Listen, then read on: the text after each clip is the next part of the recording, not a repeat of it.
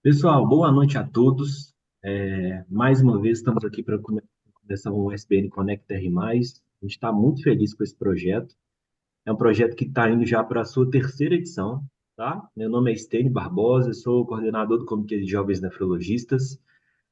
Então, a gente está indo para a terceira edição do SBN Connect R+, e o intuito desse projeto, né, o projeto é capitaneado pelo nosso Comitê de Jovens Nefrologistas, que a gente tem o Pablo e a doutora Ana Carolina presentes. O nosso objetivo é unir as residências de todo o Brasil para a gente discutir casos específicos, temas específicos. Então, a gente está entrando na nossa terceira edição e eu estou muito feliz. A gente já está com 65 participantes. Hoje a gente tem duas escolas aqui, uma escola do norte do país, de Belém, e do Rio de Janeiro. Para a gente começar, eu gostaria de convidar o Dr. Álvaro Pacheco, que é diretor científico da Sociedade Brasileira de Nefrologia, para falar um pouco com a gente. Boa noite, doutor Álvaro. Obrigado pela presença do senhor. Boa noite, Stênio. Boa noite a todos. Para mim é uma satisfação muito grande estar aqui para iniciar essa sessão.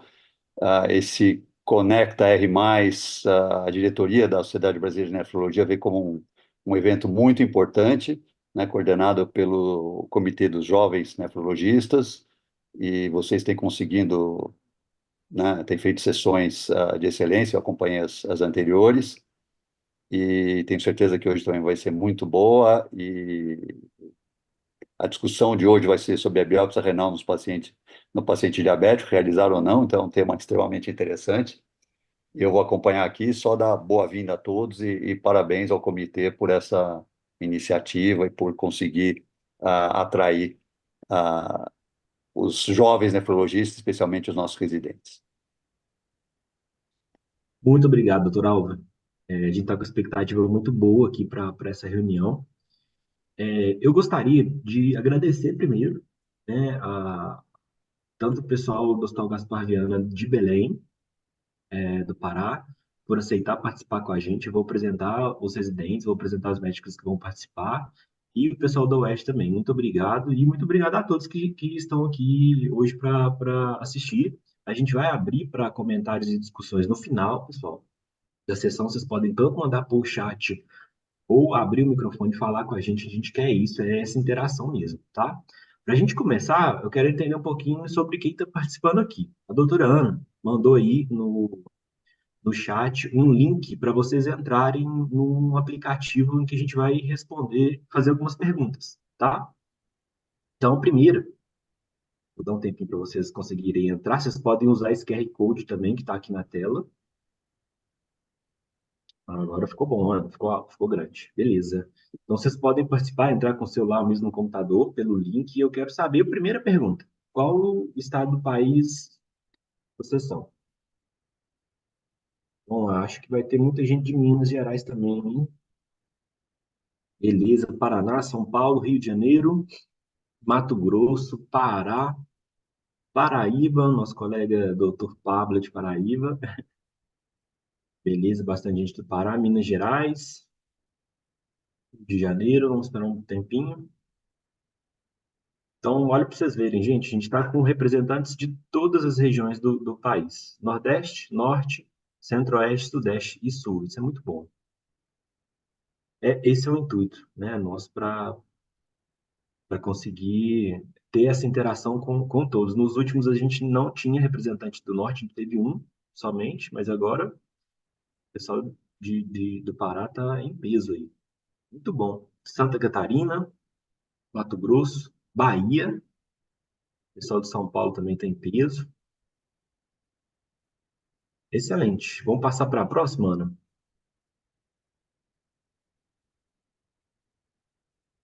A próxima pergunta, pessoal. Qual a idade de vocês? Então, uma reunião do Comitê de Jovens Nefrologistas, a gente quer saber a idade. 27, 28 anos, 29, 26, 28, 31, beleza. 43, bom. 27, então a maioria das pessoas abaixo de 30 anos, na média de 30 aí, né? Muito legal. Isso é importante também, a gente está coletando dados também dessas reuniões para a gente conseguir divulgar isso posteriormente. E esse projeto ser algo duradouro, de longo prazo. Vamos lá para a próxima, Ana. 50 anos, beleza. A gente tem que pagar esse númerozinho depois, Ana, se você conseguir. Qual o seu nível de atuação de graduação? Vamos lá, aluno de faculdade, residente de clínica médica, residente de nefro, concluir a residência de nefrologia até 5 anos e concluir a residência de nefrologia há mais 5 anos. Vamos lá.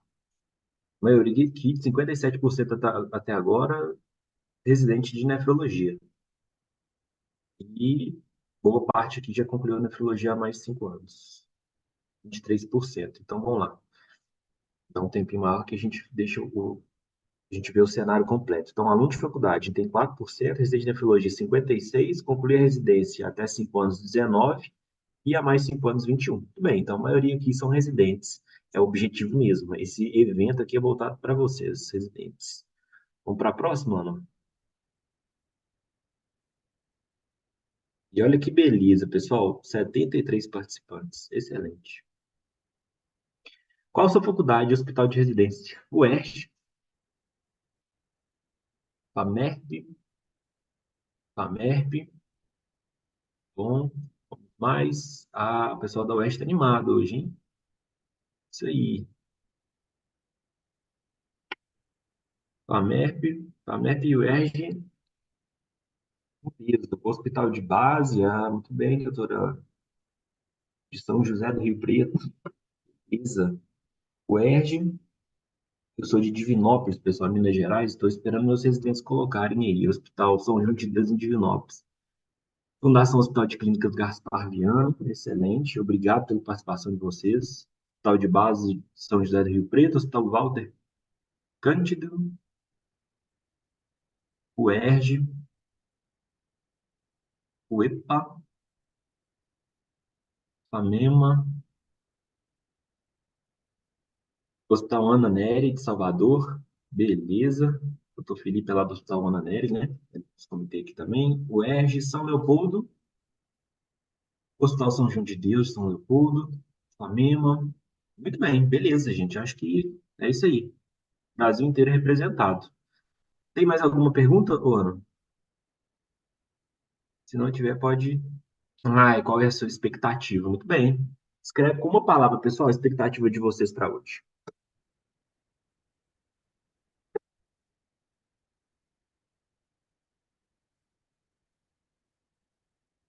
Conhecimento. Muito bom.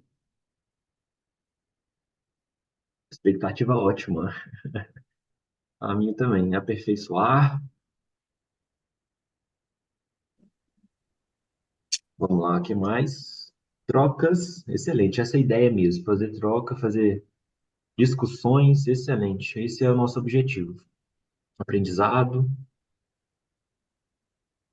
Vamos lá, vamos começar então, Ana. Acho que pode parar. Eu vou apresentar nossas colegas.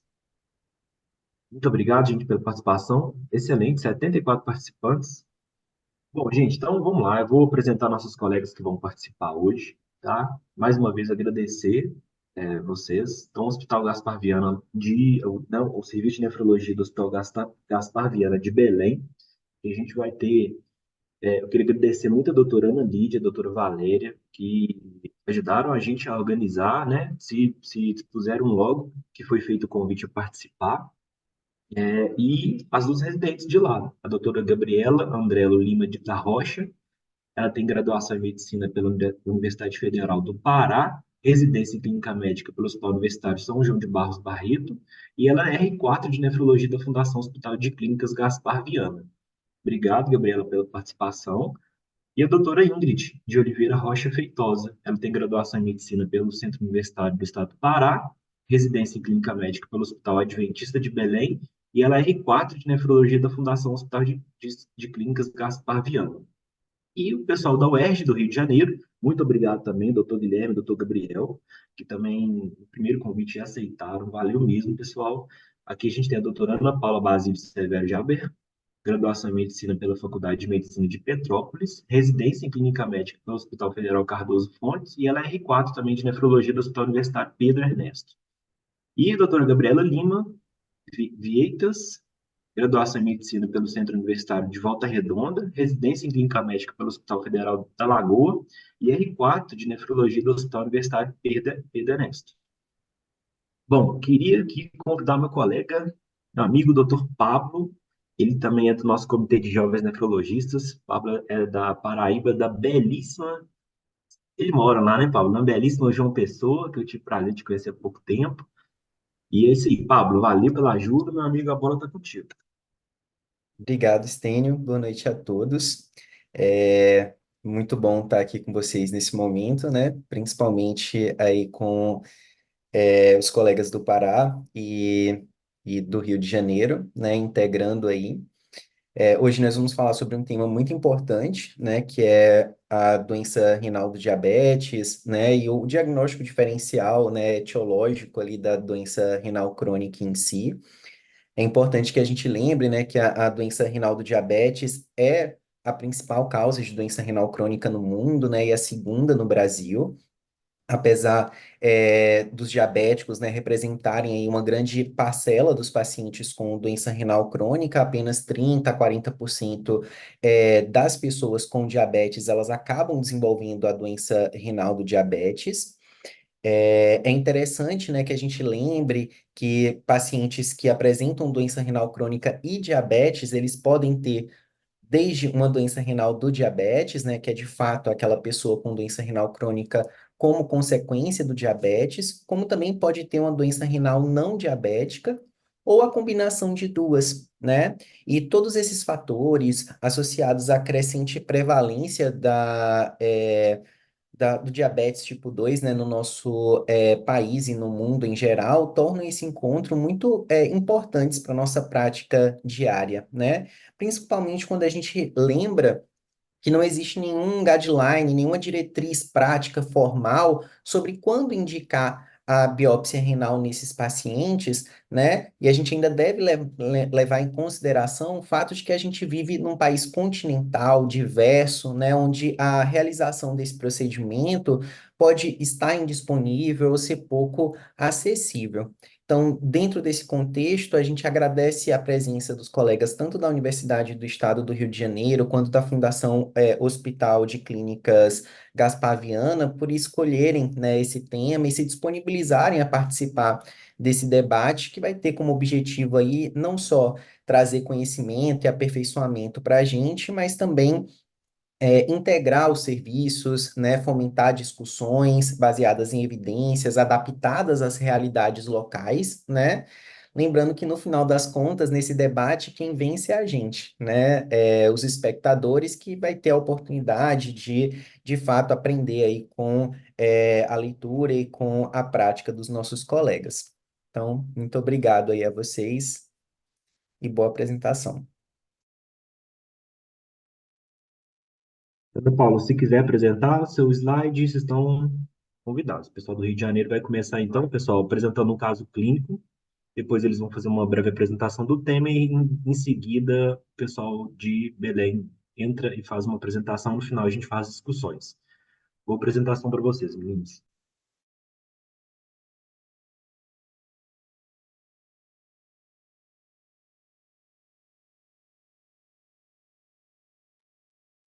Só o microfone que eu acho que está no mudo, viu? Pronto. Tá me ouvindo? Ah, agora sim, beleza. Gente, boa noite. Eu me chamo Ana Paula, né? A gente já foi apresentada. Eu e a Gabriela vamos apresentar hoje os pontos, né, que favorecem a realização da biópsia renal no paciente diabético. A gente optou por trazer um relato de um caso recente que a gente teve no nosso serviço. Calma aí que não está passando. Se trata de um paciente de 66 anos, hipertenso desde os 45 anos e diabético tipo 2, diagnosticado aos 56 anos, em insulinoterapia desde janeiro de 2023. Ele foi encaminhado ao nosso ambulatório em novembro por piora progressiva da função renal e na consulta apresentava as escórias nitrogenadas elevadas e foi encaminhado para internação para elucidação diagnóstica. Na história farmacológica, ele fazia uso de insulinoterapia em uma dose considerável e tinha um relato de uso de anti-inflamatório recente, em duas ocasiões, a última em outubro de 2023. Nos exames laboratoriais de admissão, tinha uma hemoglobina de 13, um potássio de 5, uma reserva alcalina de 18, um fósforo de 6, uma hemoglobina glicada de 6,8%, uma creatinina de 5,4%, uma ureia de 198 e uma albumina normal. A avaliação urinária tinha com 3 cruzes de proteína, sem relação proteína-creatinina de 7,4 gramas e uma albuminúria de 3,8. Os exames complementares, ele tinha um ecocardiograma com evidência de HVE e a ultrassonografia renal mostrava um rim direito tópico de dimensão normal, ecogenicidade aumentada e perda parcial da dissociação córtico-medular e um rim esquerdo muito reduzido de tamanho com perda completa da dissociação córtico-medular. A fundoscopia é normal, não tinha retinopatia diabética. Essa é a curva de creatinina, ele tinha uma creatinina de base de julho de 1,4 e na admissão em dezembro de 5,4. A investigação adicional, né? Durante a internação, o paciente foi submetido à investigação de glomerulopatia e tudo negativo, a função renal seguiu piorando e ele foi submetido a uma biópsia renal e pulsoterapia. Na avaliação, né, da realização da biópsia renal, esse paciente tinha os prós e contras, né? E o que foi avaliado nesse caso especificamente foi o rápido declínio da taxa de filtração glomerular, a ausência de retinopatia diabética e uma proteinúria nefrótica, apesar de terapia padrão otimizada. E contra a biópsia, né, eu falava contra, seria o tempo de doença, o paciente já tinha 10 anos de diagnóstico de diabetes, já tinha sinais de cronicidade na ultrassonografia, com um rim, inclusive, muito comprometido, e tinha comorbidades com evidência de lesão de órgão-alvo, como no ecocardiograma. E aí a pergunta que a gente faz é se, nesse caso, né, você biopsiaria esse paciente, como a gente biopsiou. Então, né, aqui a gente traz essa imagem que destaca as principais indicações da biópsia renal, né, mas como um consenso na literatura, como já foi até falado, a biópsia renal ela vem para fazer um diagnóstico diferencial de outras doenças renais que não diabéticas, que têm um tratamento específico, visando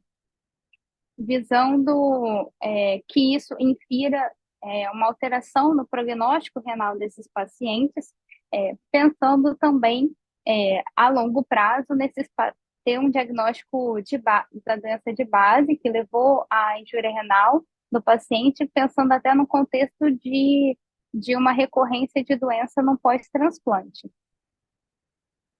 Até porque nem toda alteração renal da diabetes é doença renal da diabetes, né? Aqui a gente trouxe esse artigo para poder trazer um pouco da evidência científica que nós temos em relação a essas doenças renais não diabéticas no paciente diabético. Esse foi um artigo europeu, né, espanhol, foi um estudo retrospectivo, observacional, é um estudo multicêntrico realizado na Espanha entre 2012 e 2014, que avaliou no total de 832 pacientes submetidos à biópsia. A gente vê, né, em destaque, que apenas 40% desses pacientes avaliados, né, aproximadamente, que apresentavam a nefropatia diabética, né? E no grupo dos pacientes que, né, esses outros 60% ou apresentavam uma doença renal não diabética isolada ou mista, né, associada à doença renal diabética. A gente vê que nesse grupo eram pacientes, né, como na penúltima fileira da direita, pacientes que eram mais idosos, pacientes que tinham uma duração da diabetes mais curta em relação aos pacientes que tinham o diagnóstico de nefropatia diabética e pacientes que tinham uma menor taxa de filtração glomerular estimada. Tá? É importante destacar que esse artigo ele não considera apenas pacientes com diabetes tipo 1, mas também pacientes com diabetes tipo 2, perdão. Mas 7% dos pacientes tinha um diagnóstico de diabetes tipo 1 e que a nefropatia diabética, apesar de ser a principal etiologia, a principal alteração histopatológica avaliada na biópsia, a gente também tem esses pacientes acometidos por doença renal não diabética. Ademais, é importante destacar também que das alterações usadas como critério, né, para a indicação de biópsia, que é a hematura, que sempre foi considerado um critério para pensar-se em uma doença renal não diabética, a hematura estava presente em 1/3 dos pacientes submetidos à biópsia renal, com o diagnóstico de nefropatia diabética. Desse mesmo trabalho, né, ele traz quais foram os motivos da indicação da biópsia renal desses pacientes, tendo como os principais uma síndrome nefrótica de início recente ou uma piora importante da proteinúria, além de um rápido declínio da taxa de filtração glomerular ou uma injúria renal aguda. Quando a gente vê, né, na última coluna, a coluna da direita, a gente vê que os pacientes com nefropatia diabética, com doença renal não diabética, eram os pacientes que tinham uma suspeita, né, como a gente já falou, uma suspeita de uma doença sistêmica, assim como a injúria renal aguda, indicados também quando o paciente tinha uma presença de uma hematura. Essa imagem acabou ficando talvez um pouco pequena para quem está no celular, mas ela demonstra os diagnósticos histopatológicos evidenciados nessas biópsias. A gente vê que a maior parte dos casos, né, em torno de 40% dos pacientes com nefropatia diabética, em torno de próximo a 9% eram pacientes que tinham nefropatia hipertensiva e ali, em termos similares de prevalência, a gente tem a nefropatia por IgA, a glomerulopatia membranosa e a nefrite intersticial aguda, como principais causas não hipertensivas e não diabéticas da lesão renal. Esse artigo também tinha como objetivo avaliar o prognóstico desses pacientes acompanhados ao longo de 10 anos. Eles viram no final desses 10 anos que os pacientes que tinham a doença renal diabética, em torno de 50% acabavam evoluindo para terapia renal substitutiva, frente a 25% dos pacientes que não tinham uma doença renal não diabética, né? E que esses pacientes também que tinham o diagnóstico de nefropatia diabética, seja ela isolada ou mista, também tinham uma maior mortalidade ao longo desses 10 anos, mostrando para a gente a importância da gente poder, através de um diagnóstico histológico, poder dar um prognóstico para os pacientes que a gente está acompanhando.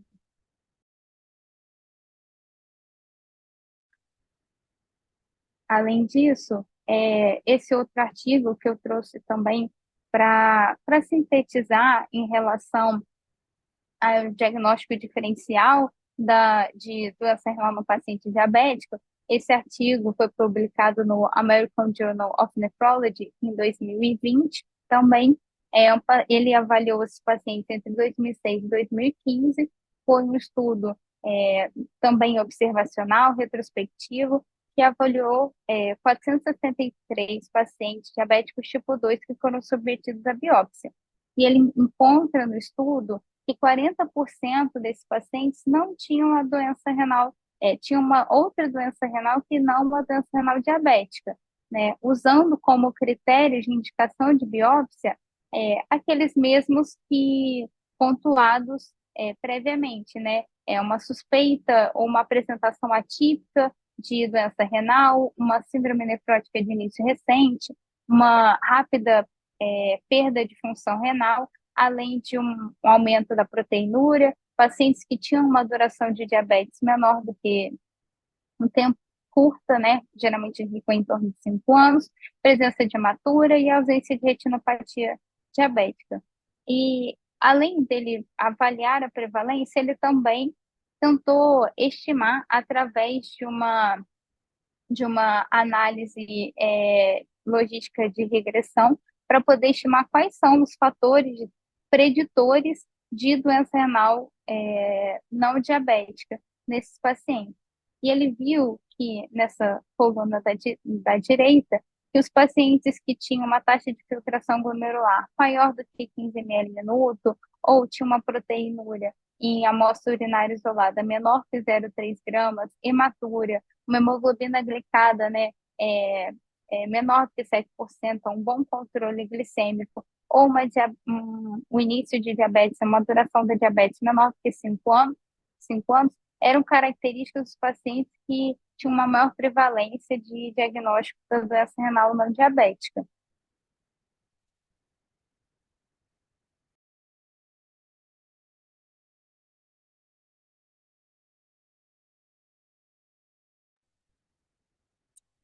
Embora outras formas de doença renal possam ser relativamente comuns entre pacientes com diabetes que seguem um curso atípico, como a Gabi falou, parece ser incomum naqueles que acompanham a história natural da doença. Só que se tratando de diabetes, né, a expectativa em relação a um curso linear de doença, a gente sabe que não é verdade, né?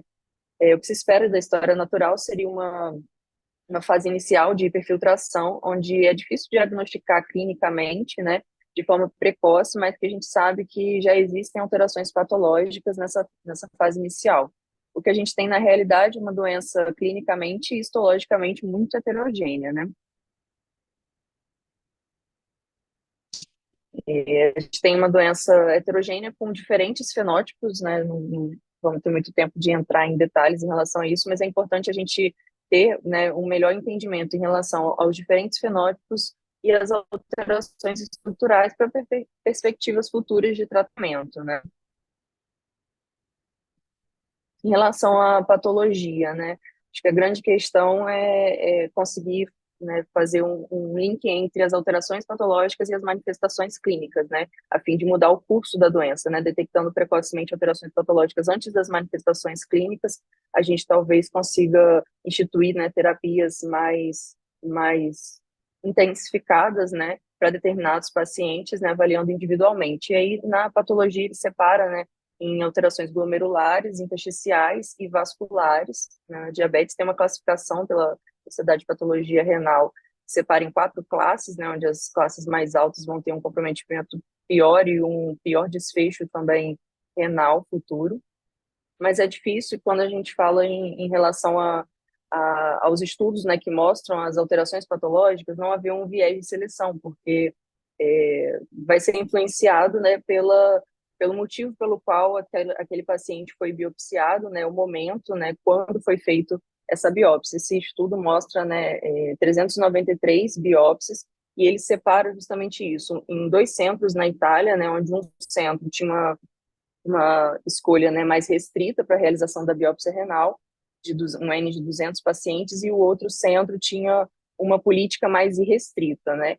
Em relação a isso, a gente avalia, né, em relação ao percentual, né, de diagnósticos de nefropatia diabética isolada, a nefropatia diabética associada a uma doença renal não diabética e alterações vasculares, né, ou doenças renais não associadas ao diabético de forma isolada, né?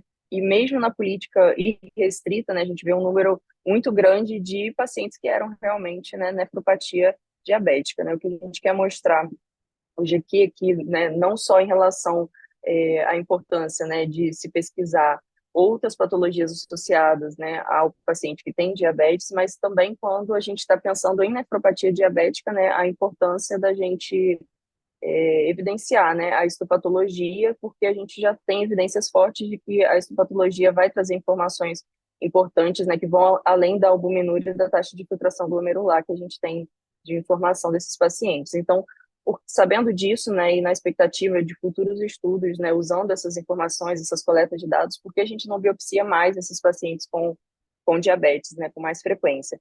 Esse estudo mostrou a opinião, né, de diferentes nefrologistas, foi usado um questionário com perguntas abertas para avaliar, né, o que motiva, né, os nefrologistas a indicar as biópsias, né, e também quais são os maiores receios, né, e de uma forma geral, eles acreditam que ao terceirizar para a radiologia intervencionista, eles conseguem fazer mais biópsias pela disponibilidade de agendar e de tempo mesmo. Mas o principal, assim, unânime em todas as questões foi a experiência, né, durante a formação acadêmica e após a formação como nefrologista, de se manter biopsiando e a segurança que eles tinham em fazer o procedimento, né? Essa foi a principal questão. Quando a gente fala de biópsia renal, né, a principal complicação é, sem dúvida, o sangramento, né, o principal medo em relação à biópsia, é o sangramento grave, né, quando ele se separa nesse estudo, foi um estudo retrospectivo, e ele avaliou, né, a necessidade de transfusão, né, os pacientes que evoluíram também para nefrectomia, né, e não foram encontradas associações entre as lesões, eles não conseguiram definir, né, entre as lesões histopatológicas, né, específicas, e o sangramento após a biópsia, as características que foram associadas de forma independente a uma queda maior de hemoglobina após o procedimento foi sexo feminino, uma taxa de filtração menor que 30, e a hemoglobina de base, então, assim, dando uma ênfase maior à hemoglobina de base, né, do paciente.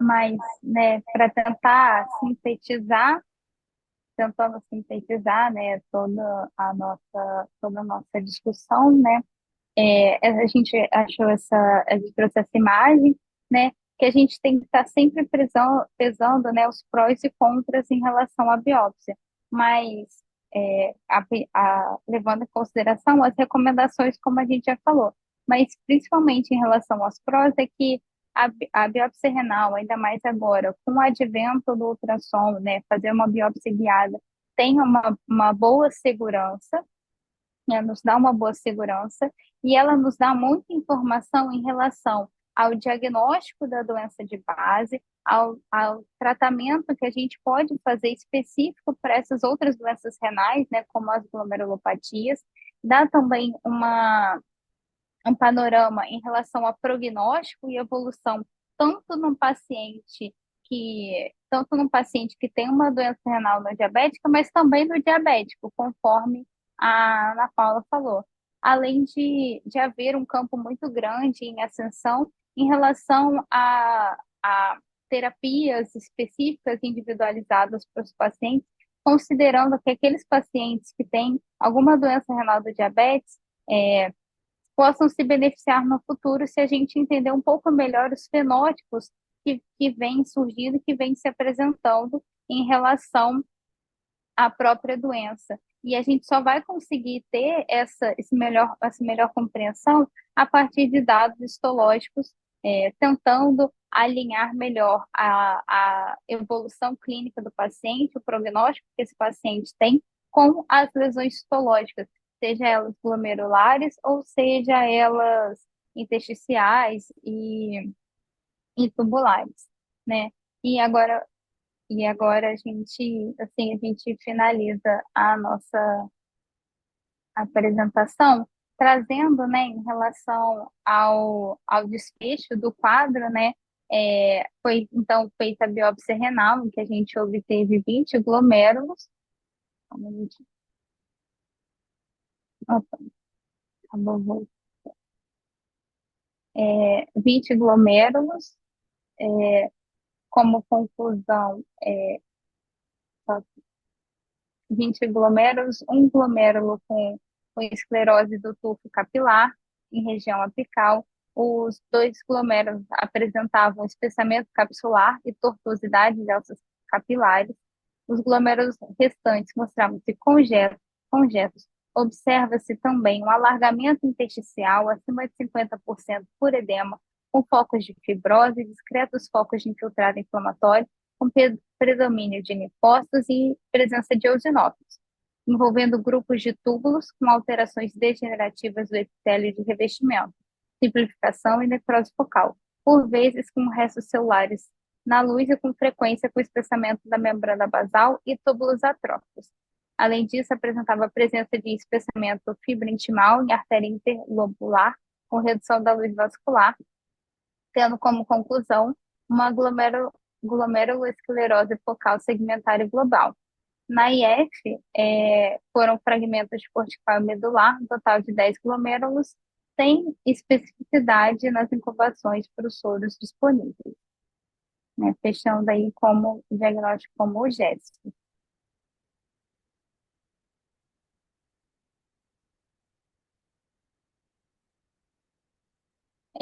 Então, após a biópsia, né, pela evolução rapidamente progressiva desse paciente, foi iniciada a pulsoterapia. Na ocasião, ele tinha uma creatinina em torno de 5,2, chegou ao máximo de 5,6, foi de alta hospitalar, já com uma creatinina em queda em torno de 3,8 e segue em acompanhamento ambulatorial. Atualmente, ele está com uma creatinina de 1,75. Foi a última consulta dele agora em fevereiro de 2024.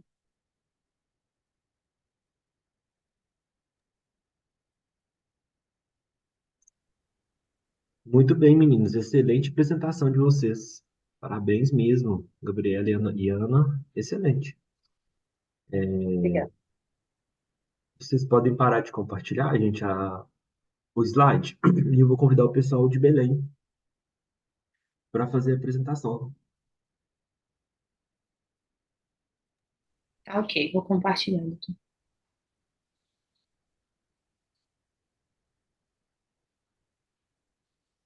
Lembrando, gente, que essa reunião vai ficar gravada, tá? No canal do YouTube da Sociedade Brasileira de Nefrologia. E a gente vai abrir para perguntas e comentários no final da apresentação da equipe de Belém. Boa apresentação, doutora Ingrid. Obrigada, boa noite a todos. Eu me chamo Ingrid Feitosa, sou R4 de Nefrologia da Fundação Hospital de Clínicas Gaspar Viana.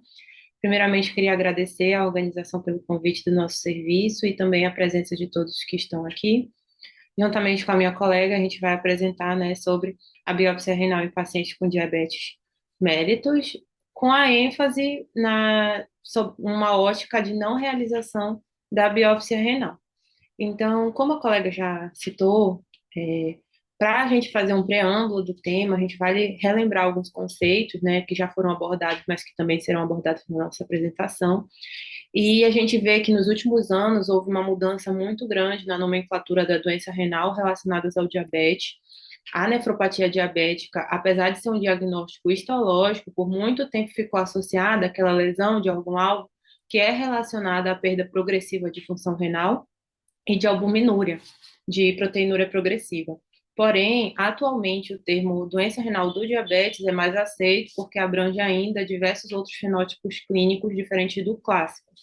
Além disso, é possível que os pacientes diabéticos exista o acometimento de outras entidades renais não relacionadas a diabetes, e nesses grupos a gente aplica o termo doença renal não diabética.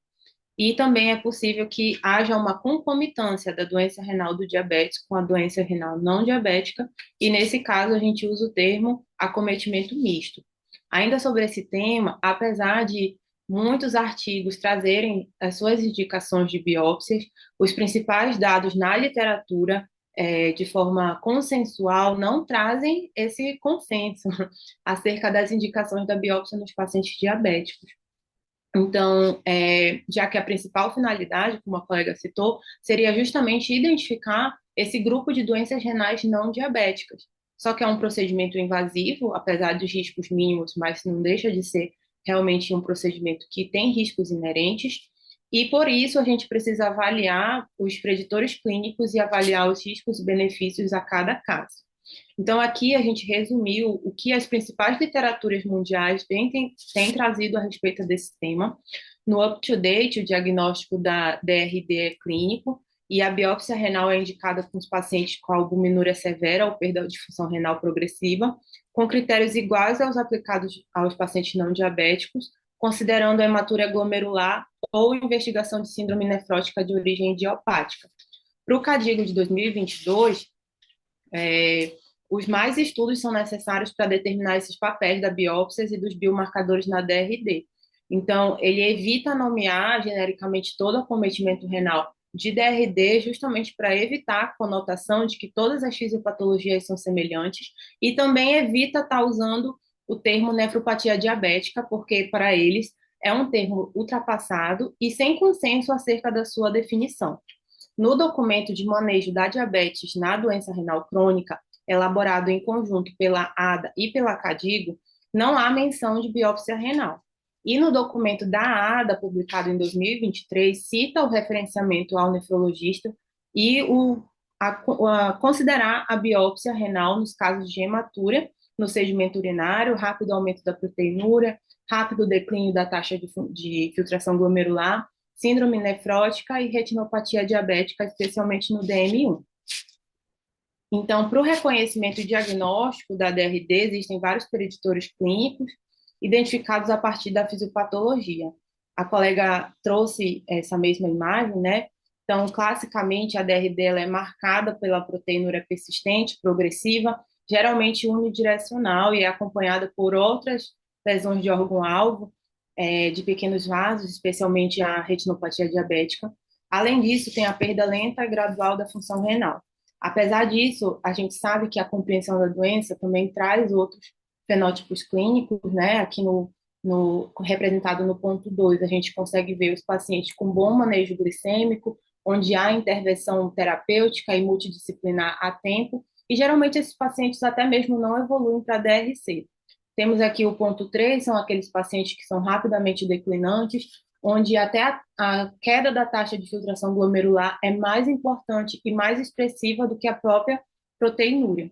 E temos também o fenótipo 4, que é aqueles pacientes não proteinúricos ou não albuminúricos, que são pacientes que não têm uma curva unidirecional, é uma curva flutuante, onde há a queda da taxa de filtração glomerular de forma até mais lenta.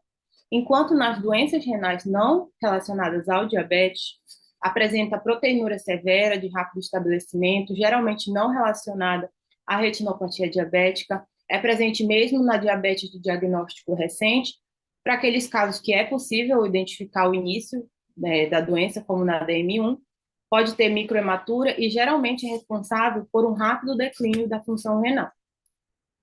Então, baseado nisso, a gente coloca na balança os prós e os contras da realização da biópsia. Por um lado, como foi citado, é um meio de obter um diagnóstico definitivo, vai identificar e diferenciar de outras condições sistêmicas ou mistas, além de ser uma ferramenta de segurança na mudança de conduta e tratamento quando necessário com imunossupressor. Porém, por outro lado, é um procedimento invasivo com riscos inerentes.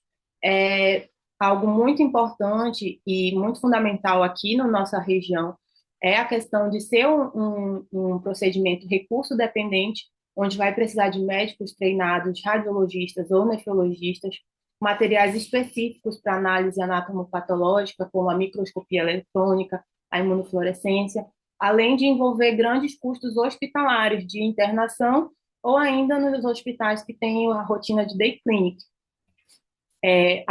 Além disso, ainda tem uma carência de estudos robustos e evidências que realmente comprovem o benefício baseado em evidências dessa mudança de prognóstico renal e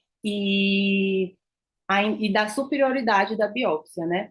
Além disso, os pacientes diabéticos, eles são pacientes, no geral, mais idosos, com múltiplas comorbidades e isso aumenta os riscos do próprio procedimento. Então, a gente fez um painel de evidências e nós trouxemos alguns artigos recentes que questionam o real benefício da realização da biópsia na doença renal do diabetes em larga escala. Trouxe esse primeiro estudo aqui, que foi um estudo observacional, transversal, retrospectivo, que foi realizado no Hospital Universitário de Madrid entre 2000 e 2018. Então, 18 anos de realização, foram realizadas mais de 2.200 biópsias, e dessas 2.200 biópsias, 207 foram em pacientes diabéticos. Porém, esses pacientes diabéticos que foram biopsiados tiveram alguns critérios de indicação, que foi a deteriorização aguda da função renal, o aumento maior que meio grama em 24 horas da proteinúria basal, proteinúria síndrome nefrótica idiopática, DRC em estudo sem causa aparente e microhematúria, que é caracterizada por mais de 10 hemácias por campo. Desses 207 pacientes, 8 pacientes já apresentaram complicações após biópsia importantes, como hematoma perirenal, anemia e necessidade de transfusão sanguínea. E dentre outro grupo de pacientes maior, um número maior, que apresentaram complicações leves. Esse estudo, então, avaliou a prevalência de doença renal não diabética nessa população. Dos 207 pacientes analisados, cerca de 81 apresentaram outra nefropatia. Desses, cerca de 52% foram associados à glomerulopatia, sendo a mais prevalente a nefropatia por IgA seguida de membrana proliferativa.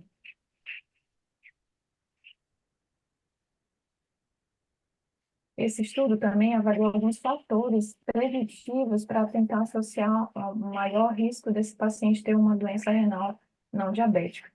Então, aqui, dos indicativos de maior relevância estatística, a gente tem que aqueles pacientes com doença diabética isoladamente, a maioria tinha um tempo de evolução maior ou igual a 10 anos, presença de etinopatia, insulinoterapia, doença cardiovascular estabelecida, doença arterial ou doença obstrutiva periférica. Uma proteinúria nefrótica também foi mais prevalente na população com doença renal diabética, e assim como um incremento na proteinúria. Pelo contrário, os outros pacientes com doença renal não diabética geralmente eram mais associados à obesidade e à presença de microhematúria. A partir desses fatores, esse estudo procurou estabelecer um score, né, de pontuação para tentar predizer e estimar a probabilidade daquele paciente ter, né, doença renal associada ao diabetes, que são justamente esses fatores que eu já citei. A partir disso, ele estabelece uma pontuação. Essa pontuação a gente coloca em um gráfico e estima a probabilidade daquele paciente ter doença relacionada ao diabetes, e aí, assim, poder decidir em relação à indicação ou não de biópsia renal nesse paciente. Esse estudo tem algumas limitações, né? É um estudo retrospectivo, baseado em biópsia, e que tem um viés de seleção. À medida que foram os pacientes incluídos na amostra, eles foram selecionados previamente, né?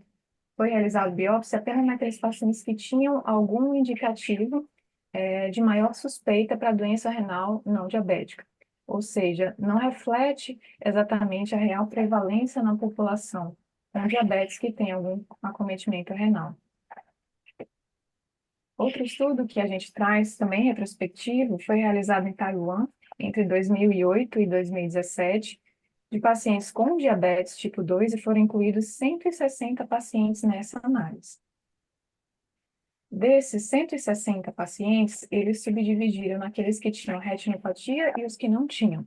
Dos 160, 112 apresentavam retinopatia diabética, e dos 112 pacientes, cerca de 100 pacientes apresentavam doença renal associada ao diabetes isoladamente. Então, aqui a gente já percebe que a retinopatia diabética é realmente um fator muito correlacionado com a doença renal do diabetes. Por outro lado, os pacientes que não tinham retinopatia, que eram 48, cerca de 20 não tinham doença renal associada ao diabetes, e 26 tinham outras nefropatias associadas. Dos 40 pacientes com outras nefropatias, o diagnóstico mais comum nessa população foi de nefropatia membranosa. E aí esse estudo ele também identifica os fatores para tentar predizer a presença de doença renal não diabética. E aí ele inclui a ausência de retinopatia, uma curta duração do diabetes e a presença de hematúria. Essa tabela justamente resume esses dados. Então, a gente tem aqui que os dados significativos, a gente também tem a idade. A população que tinha associado outra nefropatia, geralmente uma população mais idosa, e aqueles pacientes com diabetes isoladamente, geralmente um diabetes tempo mais prolongado, retinopatia principalmente de caráter proliferativo, e a hematúria é mais associada também a outras nefropatias. Esse estudo, então, no final, ele tenta montar um fluxograma para indicar a biópsia renal nesses pacientes.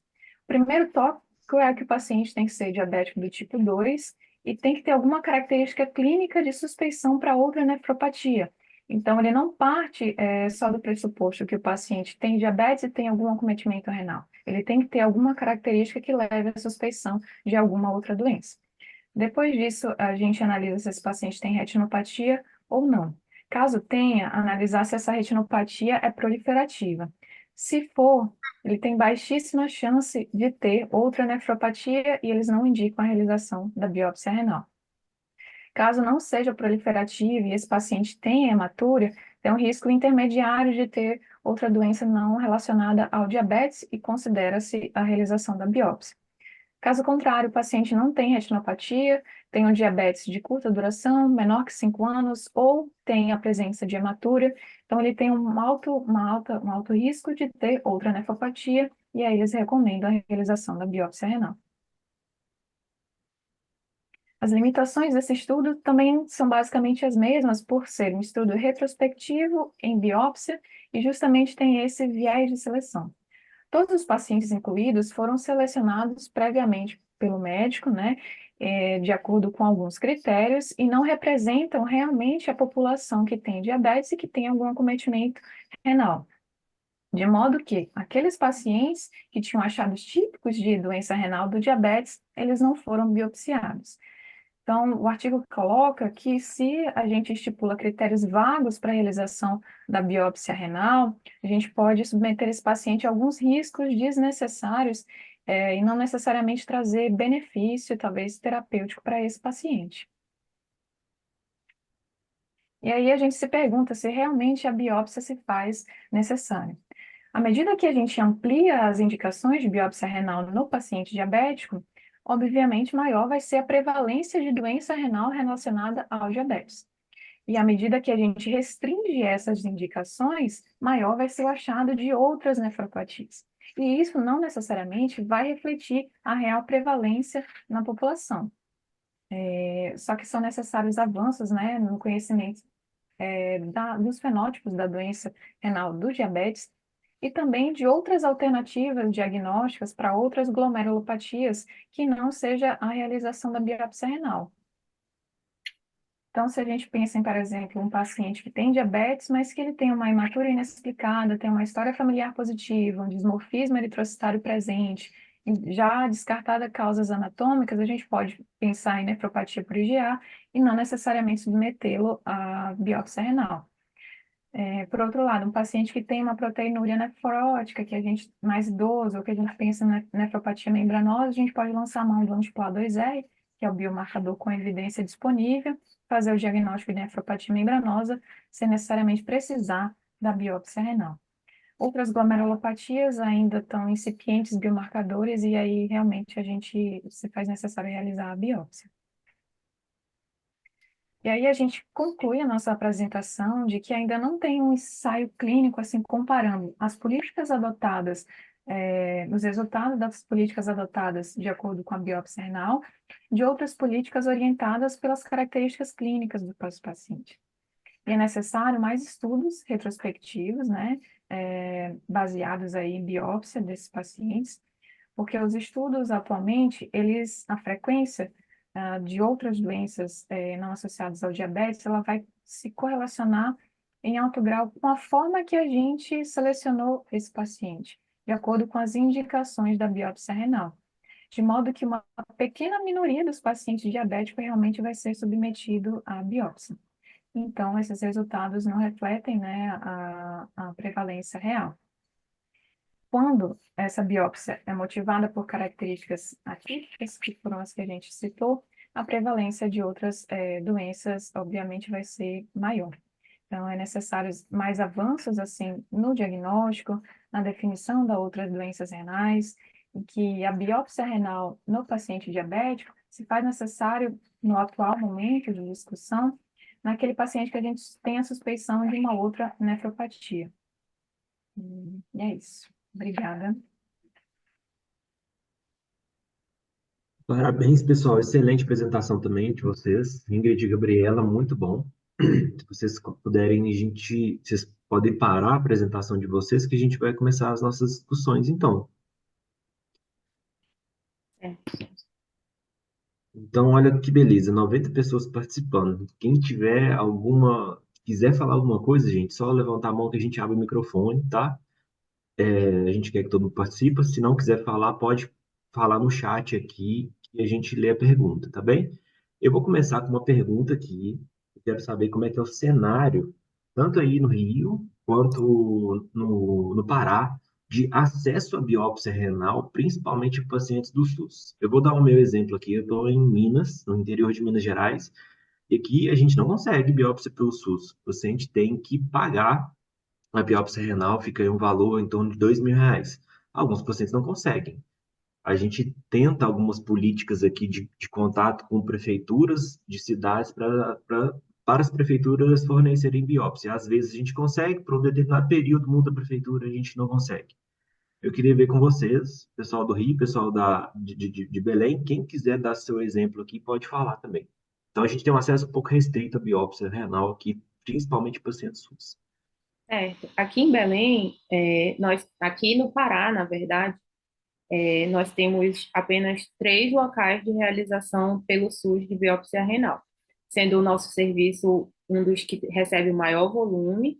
Temos também o serviço da Santa Casa, que também tem um ambulatório de glomerulopatias, que acaba também pegando a demanda, e também nós temos o nosso centro transplantador, que é o Hospital Loyola, mas que se restringe à biópsia em paciente transplantado.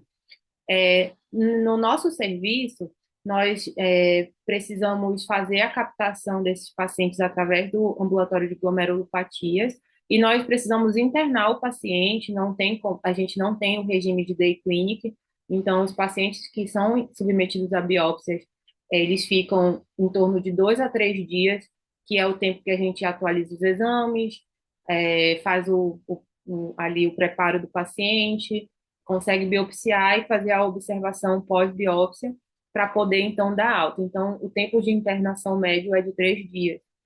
E, além disso, é, as nossas amostras que são coletadas na biópsia são enviadas para um laboratório em Belo Horizonte.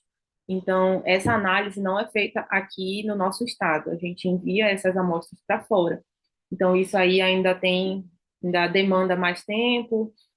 Nessa decisão, a gente não tem esse acesso rápido ao resultado da biópsia, que dê tempo da gente mudar condutas que muitas vezes precisam ser mais emergenciais. Então, esse é o nosso cenário aqui no Pará. E vocês no Rio, gente, como é que é esse cenário aí? Então, aqui no hospital, a gente tem facilidade em relação a isso, a gente consegue captar esses pacientes também, né, do ambulatório, e é a mesma situação que a colega mencionou. A gente interna, né, nosso período de internação costuma ser um pouco mais curto, 24, 48 horas, né, se tudo correr bem, a depender também do horário da biópsia. A patologista é aqui do hospital mesmo, então nossas amostras são avaliadas aqui, a gente tem um prazo aí, geralmente 15 dias, né, de liberação do laudo, e a gente tem bastante facilidade nesse aspecto da biópsia renal. A gente tem algumas restrições, né, que o serviço estabeleceu, até baseado, né, nas principais complicações da biópsia. Então, em relação ao horário, biopsiar até, né, em um certo horário, são coisas para restringir, né, diminuir o risco de complicações. Então, isso acaba limitando até um pouco, né, para fazer o procedimento com mais segurança, a gente acaba tendo uma certa limitação em relação à disponibilidade de internação, né, do leito, mas fora isso, em relação ao serviço de patologia e a demanda do nosso serviço, a gente consegue biopsiar com uma certa facilidade. Nós mesmos fazemos, né, nossas biópsias.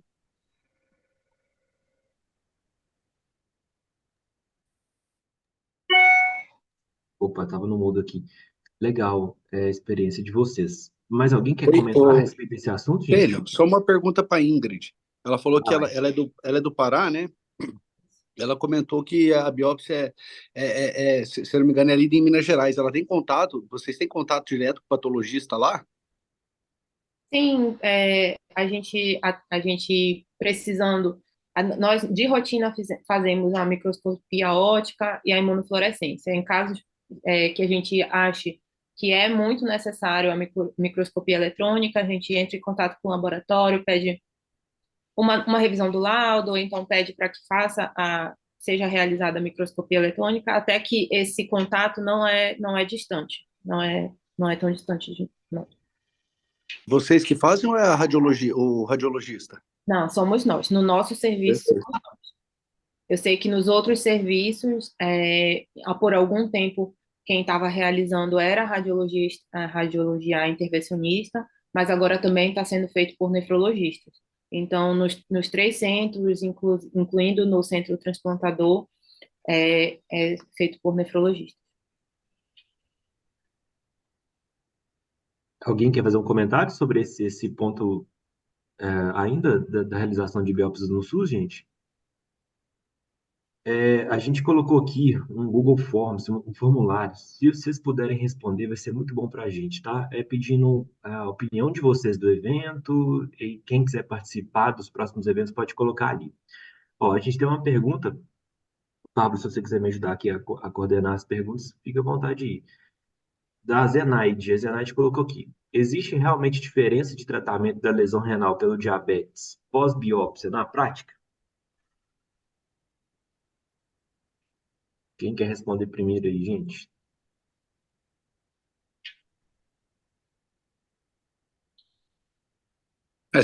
Se for nefropatia diabética, não, né? Acho que é como o pessoal colocou bem aí, a biópsia é para diagnóstico diferencial, né? Exato, respondeu bem.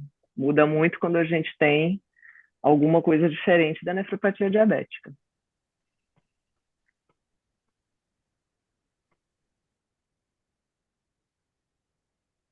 Muito bem, mais alguma pergunta, pessoal? Algum comentário? Stênio, eu vou aproveitar que o pessoal está no. Tá. Eu perguntei quem faz a biópsia, porque muito serviço é o radiologista.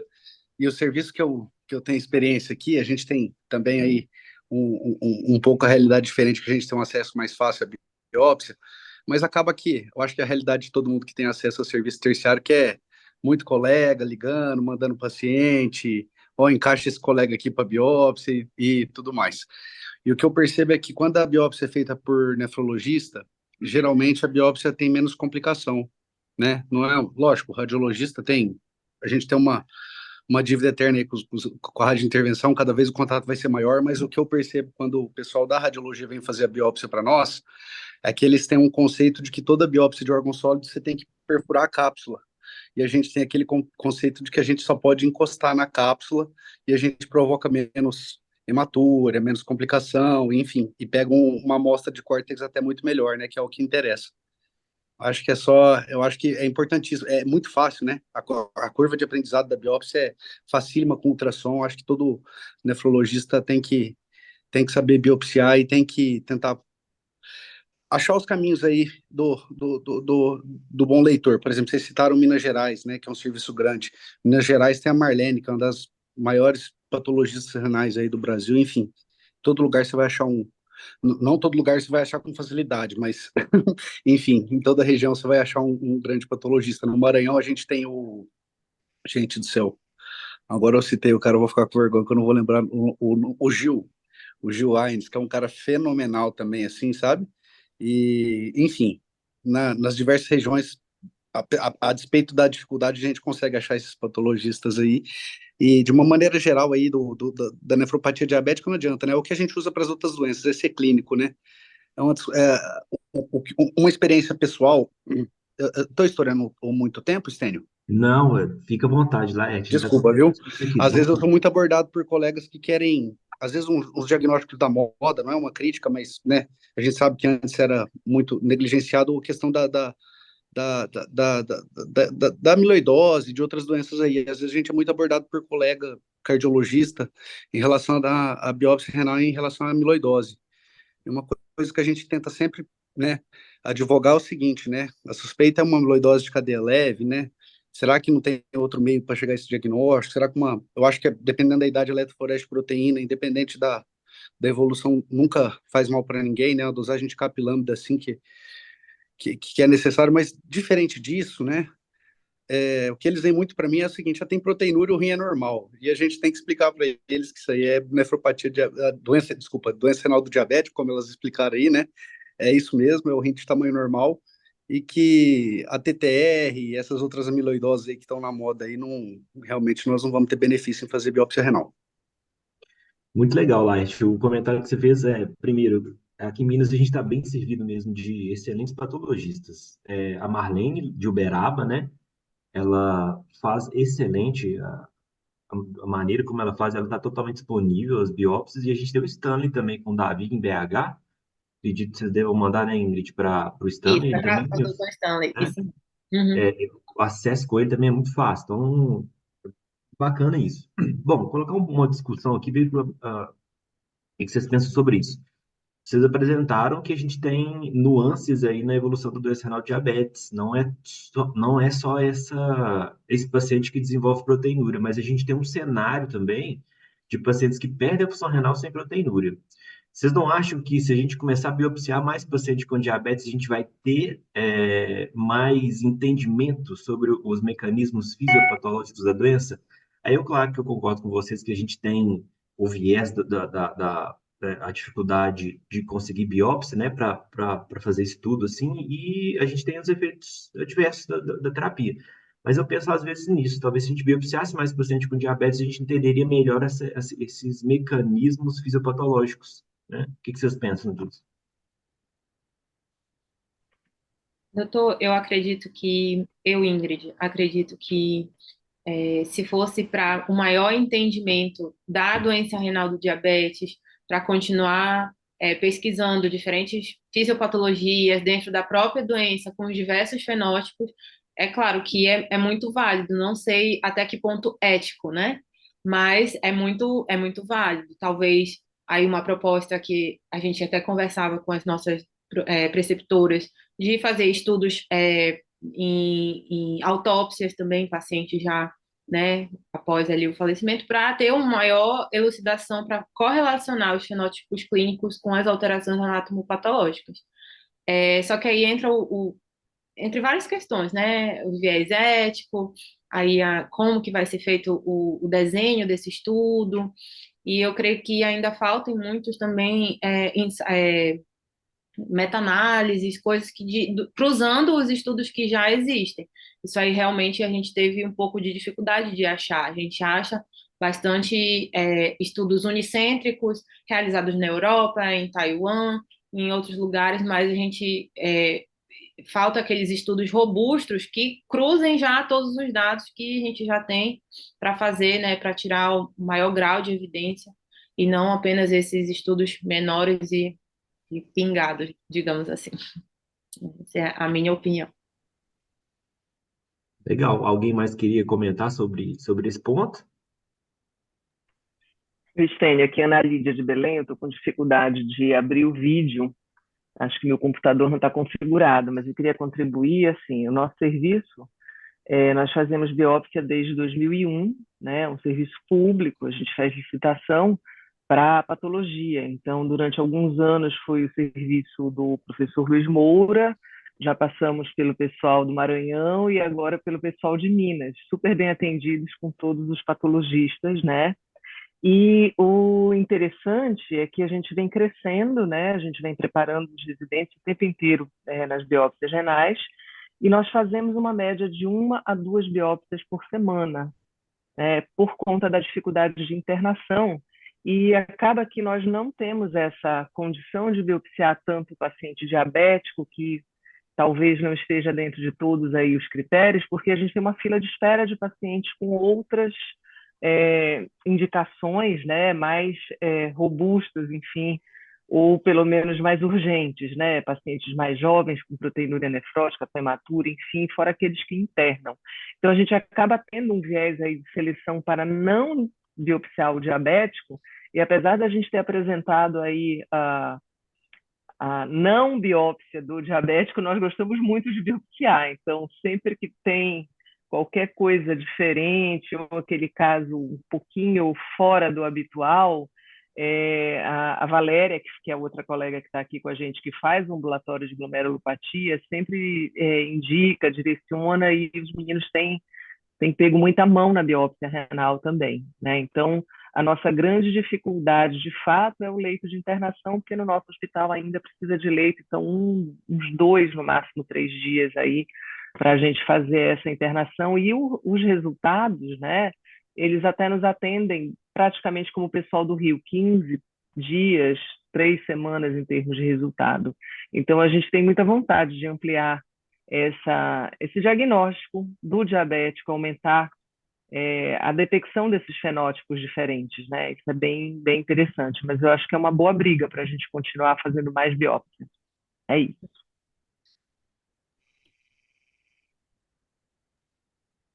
Posso Nós temos aí.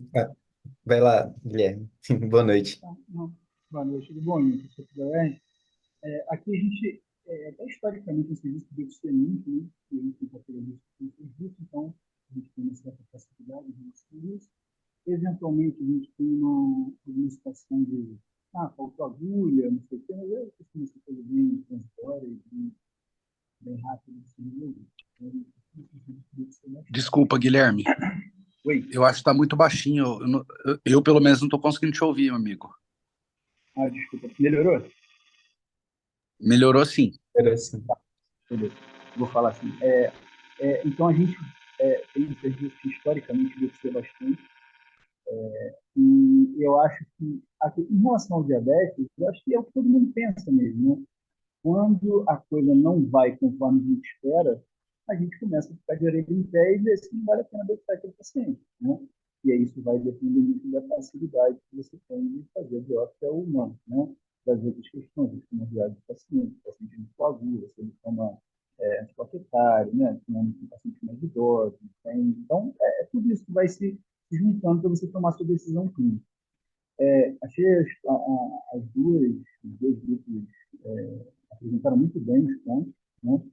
E agora eu tenho uma questão prática, né, uma pergunta, porque eu também trabalho no interior, aqui do Rio, né? E não tem, lá a gente não tem patologista renal. Então, quando eu faço, normalmente o paciente tem que pagar e normalmente eu indico para o Denis Maneiro em São Paulo. E a minha dúvida é a seguinte: vocês mandam por SEDEX as biópsias? Ou mandam por transportadora? Porque teoricamente não pode mandar por SEDEX, né? Então a minha dúvida é uma dúvida bem prática. Como é que vocês fazem? SEDEX sempre. Vem a caixinha da biópsia, tanto o pessoal, quando era São Paulo, Minas ou Maranhão, manda uma caixinha com os 3 fragmentos para a gente, com os 3 tubinhos, a gente embala bem, a caixa nunca vai pequenininha, ela vai grande, né? Ela vai uma caixinha maior, e vai, SEDEX sempre, quero te dizer que a gente manda desde 2001 por SEDEX, até hoje, só paramos na época da pandemia que pararam as biópsias, aí uns 2 anos. Mais de 400 biópsias já. O SEDEX não pode mudar material biológico, né? Aí o que você bota no conteúdo? 2 tubos plásticos. É isso aí. Ô, Guilherme, só para comentar uma outra coisa.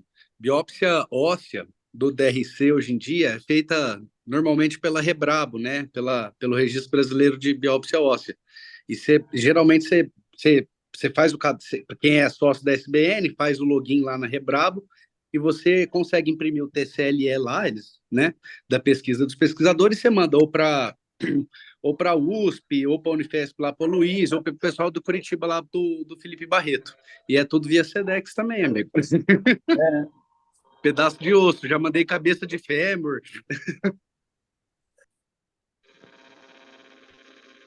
Aqui na Paraíba, as biópsias elas vão para o Maranhão, né? Elas vão para o Hospital Universitário de lá. Antigamente era para São Paulo também, e é a mesma coisa, é o SEDEX lá, a gente vai, despacha todo mundo, coloca como tubo plástico e a vida segue mesmo, e a gente vai ajudando as pessoas aí a ter diagnóstico, burlando o sistema como dá, né? Mas Não estamos mandando droga, nada, né? Beleza. Tem uma pergunta aqui, gente, do André Calil. Como seria a evolução dos outros fenótipos da doença renal diabética? Quem quer responder essa?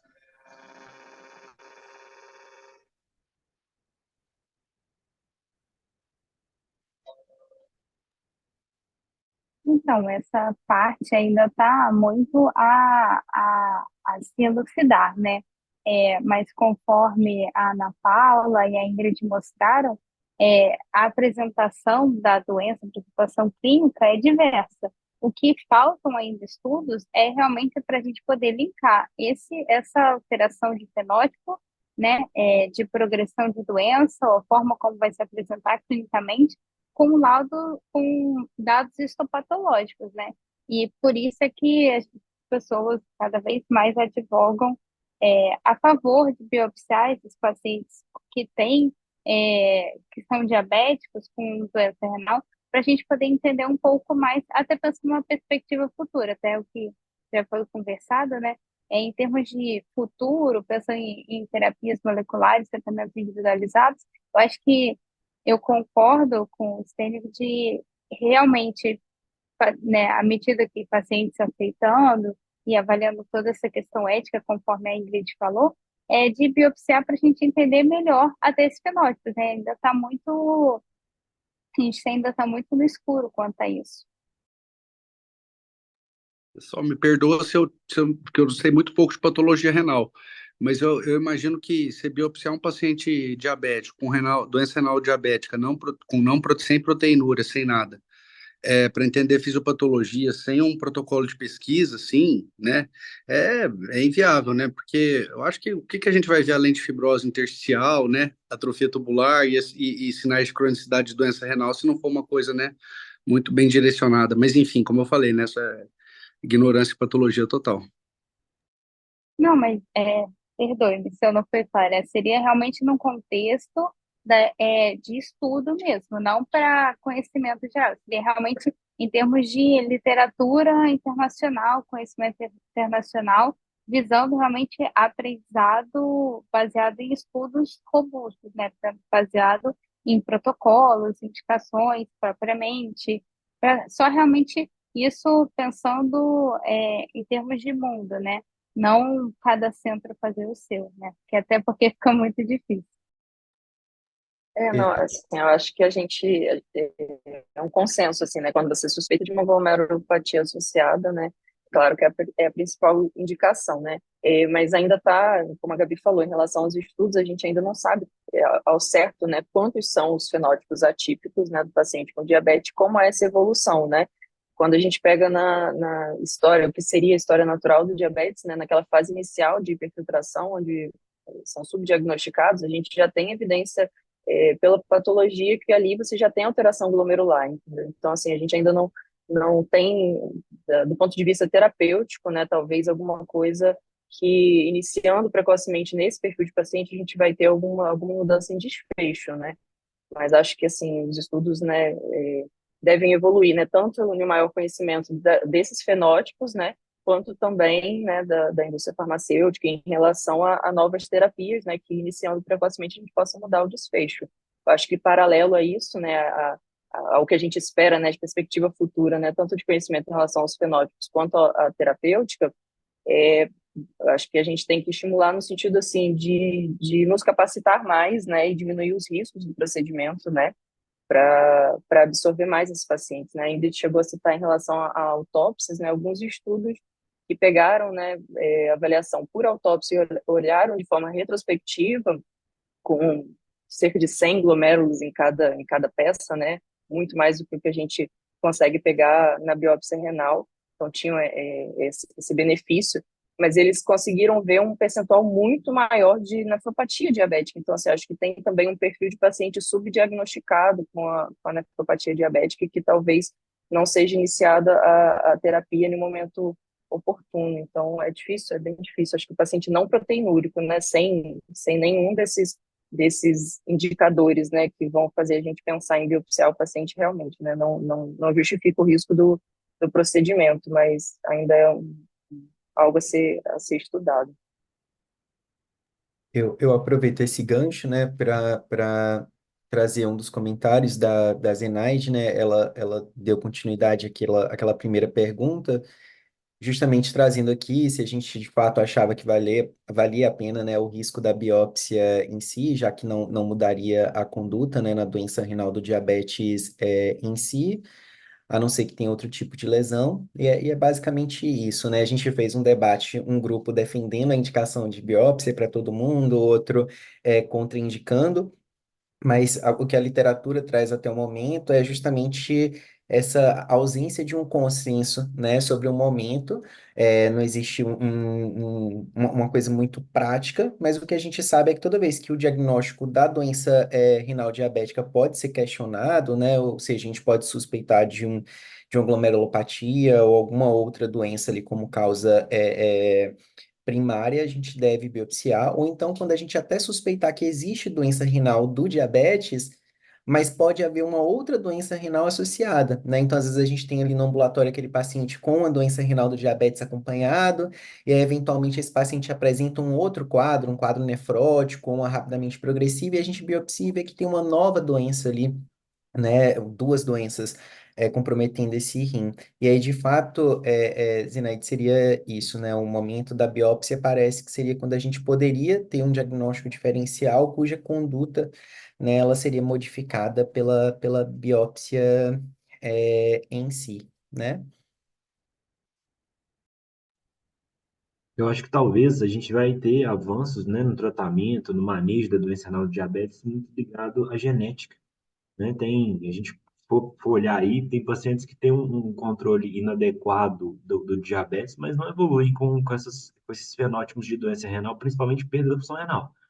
Mas a gente tem um outro cenário aí de pessoas da mesma família, né, que com o mesmo controle inadequado evoluem com o mesmo fenótipo de perda da função renal associado a uma proteinúria. Então, talvez no futuro, acho que o caminho vai ser ir testes genéticos para a gente entender melhor por que que determinadas pessoas evoluem de uma maneira e outras não.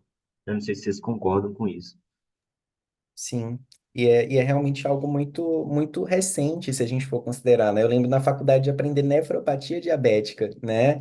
E aí a gente começa discussões sobre mudança de terminologia, né? De entendimento fora da apresentação clássica da nefropatia diabética, né? Esses fenótipos que a gente ainda não entende muito bem, e consequentemente a gente não sabe ainda muito bem o prognóstico, né? E aí vem as meninas trazendo de fato a necessidade de a gente pensar em estudos, né, para poder de fato conseguir entender melhor esses fenótipos, não só de apresentação clínica, mas também de apresentação histopatológica, até para pensar mesmo em terapêutica, né? Então a gente tem um campo novo aí, né, que tem se a- tem se apresentado para a gente dentro de um contexto de uma doença que precisa de fato ser melhor definida, melhor entendida, afinal de contas, ela é a principal causa no mundo, né, de doença renal crônica. Então, acho que essa discussão é muito importante aqui para a gente. Oi, boa E, noite. boa noite, Valéria. Eu queria só falar um detalhe, assim, também importante, né? Essa discussão toda da indicação da biópsia ou não, mas é em relação ao tratamento precoce, se seria indicado, né? A biópsia ajudaria nisso, mas o que eu acho que um ponto muito importante é a gente evitar o que a gente sempre fala, aquela inércia terapêutica, né? Porque tem alguns estudos que mostram que você pegar naquela fase da hiperfiltração, que a gente poderia ver pelo próprio clearance mesmo, já muito aumentado, uma taxa de filtração já muito elevada, não seria interessante entrar logo com IECA, BRA, já evitando tentando manejar essa hiperfiltração, sem necessariamente eu ter que ter uma biópsia, que vai ser muito difícil a gente pegar nessa fase, né, de hiperfiltração. E aí, então, evitar essa inércia terapêutica no sentido de tá com aquela hiperglicemia já, vamos tratar aí, Cabral, agora os inibidores da SGLT2. Então, assim, essa discussão da biópsia para o tratamento precoce em si, claro que a gente sempre vai brigar para que isso aconteça, mas no sentido de também o que a gente tem, né? O nosso arsenal terapêutico agora, eu acho que a gente consegue mudar um pouco da história, vai mudar a história natural da doença com o tratamento intensivo, precoce, principalmente nessas fases mais iniciais, pegar nessa fase ainda da hiperfiltração, né? É Concordo isso. plenamente, Valéria. E a gente esbarra, na minha opinião, em outro problema que a gente está tendo muito arsenal terapêutico novo, né? A gente tem um inibidor de SGLT2, parece que a gente tem alguma evidência aí com agonista GLP-1 para melhora desses desfechos, mas o problema é custo, né? Ainda a gente tem um problema, a gente está conseguindo as drogas para alguns pacientes diabéticos que entram em alguns critérios, mas, assim como a biópsia, a gente tem também custo dessas drogas que, por enquanto, ainda é difícil de gente usar na maioria dos pacientes, né? Sim. Mas é isso, gente. Mais algum questionamento, alguma dúvida ou algum tema específico aqui para a gente discutir que vocês queiram? A gente ainda tem muitas pessoas participando. Quem não respondeu o formulário, por favor, responda, vai ajudar a gente demais, até dando ideias para próximos eventos, o que vocês gostariam de discutir. E eu deixo o convite já, tá? A gente vai fazer esses eventos a cada 2 meses. Se vocês puderem participar das próximas vezes também, convidar mais pessoas, a gente quer que isso se torne algo habitual aí para a gente discutir essa discussão. Quando a gente pega esses cenários diferentes aqui do Brasil, é muito legal. Eu particularmente gosto muito. Por isso até que a gente está colocando dois cenários diferentes. Tem o cenário aí do Norte e o cenário aqui do Sudeste, pessoal do Nordeste. Mais algum ponto, pessoal? Acho que assim, a gente está chegando a 1 hora e meia de sessão, acho que é um tempo bom também, né? Então, muito obrigado, pessoal. Gostaria de agradecer mesmo a quem participou ativamente, os meninos de Belém, o pessoal do Rio de Janeiro, muito obrigado. As apresentações foram excelentes, estão de parabéns. E a todo mundo que está aqui até agora, na segunda-feira, né? 70 pessoas aí, né? A gente chegou a bater 95 pessoas, 95, acho, se não me engano. Foi excelente, valeu mesmo. Deixo já o convite para daqui a 2 meses a gente encontrar de novo com outro tema. A gente vai fazer convites aí para as residências. Quem quiser participar, responde aí no formulário que a gente entra em contato com vocês. Beleza? Muito obrigada, Estênio, pelo convite e obrigada mesmo. Nós ficamos muito felizes de poder participar. Muito obrigada. Boa noite. Tchau, Boa pessoal. noite, pessoal. Parabéns. Tchau, gente. Gente, muito Boa noite. Muito obrigada, foi obrigada muito pelo bom. convite, pela oportunidade. Também, a gente agradece pelo convite, por essa integração aí com vocês do Brasil inteiro. Um abraço, até a próxima. Abraço. Obrigado, boa noite. Tchau, tchau, Tchau. pessoal.